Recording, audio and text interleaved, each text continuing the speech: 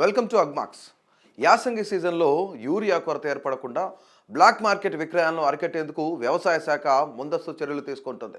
ఈసారి రైతులు ఎంత పంట సాగు చేస్తున్నారో వారి పట్టదారు పాస్బుక్ల ద్వారా వివరాలు సేకరిస్తూ ఆయా విస్తీర్ణాలకు అవసరమైన యూరియా లెక్కలు సిద్ధం చేస్తున్నారు. గత పంట కాలంలో అవసరానికి మించి యూరియా వినియోగించడంతో చాలామంది రైతులకు యూరియా అందకుండా చేను ఎదుగుతున్న కీలక సమయంలో 150 రూపాయలు ఎక్కువ చెల్లించి బ్లాక్ మార్కెట్లో కొనుగోలు చేయాల్సిన పరిస్థితి ఏర్పడింది. రైతు వేదికల వద్ద పంపిణీ సమయంలో పెద్ద రైతులకే ఎక్కువగా యూరియా దొరకగా సన్న చిన్నకారు కౌలు రైతులకు సరిపడా యూరియా లభించలేదు.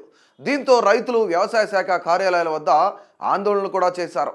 ఇలాంటి సమస్యలు ఈ సీజన్లో రాకుండా ముందే ప్రతి జిల్లాకు అవసరమైన యూరియా నిల్వలను సిద్ధం చేస్తూ వరి సాగు వివరాల ఆధారంగా పంపిణీ చేయాలని నిర్ణయించినట్లు తెలుస్తోంది. రాష్ట్ర ప్రభుత్వం ఈ యాసంగి సీజన్కు 10.40 లక్షల మెట్రిక్ టన్నుల యూరియా అవసరమని కేంద్రానికి లేఖ రాసి ఈ నెలాఖరు వరకు నెలకు 2 లక్షల మెట్రిక్ టన్నులు సరఫరా చేయాలని కోరింది. అయితే ఇప్పటి వరకు 2 నెలల కోటాలో సగం మాత్రమే రాష్ట్రానికి చేరిందని వ్యవసాయ శాఖ వెల్లడించింది. మిగిలిన నిల్వలను త్వరగా పంపించాలని కేంద్ర రసాయనాల శాఖను రాష్ట్ర ప్రభుత్వం కోరింది. ఆలస్యం అయితే రైతుల్లో ఆగ్రహం పెరుగుతుందని కూడా హెచ్చరించింది. రైతుల విస్తీర్ణం కంటే ఎక్కువ యూరియా తీసుకోకుండా ఉండేందుకు ప్రత్యేక యాప్ను సిద్ధం చేస్తోంది. ఇప్పటికే ఆధార్ లింక్ ఉన్న పోస్ యంత్రాల ద్వారా యూరియా ఇతర ఎరువుల విక్రయాలను పర్యవేక్షిస్తున్నారు. రైతుకు ఉన్న భూమి మేరకే యూరియా ఇవ్వాలనే నియమం అమల్లో ఉండడంతో అధికారులు లేదా దళారులు అక్రమంగా అధికంగా తీసుకొని బ్లాక్ మార్కెట్లో అమ్మే అవకాశాలు తగ్గుతున్నాయి. ప్రభుత్వం సాంకేతికతను వినియోగించి అడ్డగోలుగా జరిగే యూరియా కొనుగోళ్లను పూర్తిగా కట్టడి చేసే ప్రయత్నంలో ఉంది.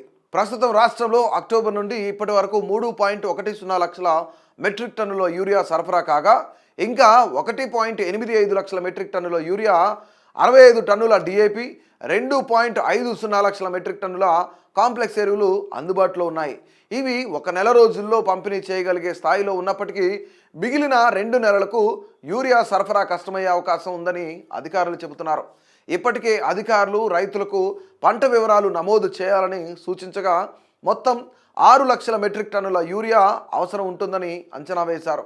గతంలో ఫర్టిలైజర్ వ్యాపారులు రైతులు యూరియాకు ఎగబడుతున్నారన్న కారణంగా కృత్రిమ కొరత సృష్టించి అధిక ధరలకు అమ్ముతూ అక్రమ సంపాదన చేసేవారు దళారులు కూడా రైతులుగా నటించి క్యూలో నిలబడి బస్తాలు తీసుకొని వ్యాపారులకు అందజేసేవారు. కొంతమంది స్థానిక అధికారులు కూడా వీరికి అండగా నిలబడి రైతులకు స్టాక్ లేదు అని చెప్పి బ్రోకర్లు వస్తే వెంటనే బస్తాలు ఇస్తూ దందాకు తోడ్పడేవారు. అయితే ఇప్పుడు ప్రభుత్వం తీసుకుంటున్న కొత్త వ్యవస్థ రైతుల సాగు విస్తీర్ణం ఆధారంగా యూరియా కేటాయింపు ఈ అక్రమార్జనకు అడ్డుకట్ట వేయనుంది. ఫర్టిలైజర్ దుకాణాలు ఇకపై బస్తాపై ముద్రించిన ధరకు మాత్రమే అమ్మకం చేయాల్సి ఉంటుంది. బ్లాక్ మార్కెట్కు అవకాశం లేకుండా రైతులకు నిజంగా అవసరమైన యూరియా సకాలంలో అందేలా ప్రభుత్వం చర్యలు చేపడుతోంది.